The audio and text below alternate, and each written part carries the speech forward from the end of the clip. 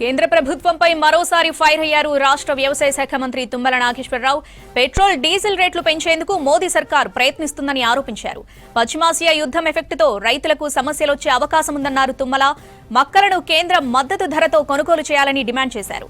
ఖమ్మం జిల్లా రఘునాథపాలెంలో అన్నదాతల అవగాహన కార్యక్రమంలో పాల్గొన్నారు మంత్రి.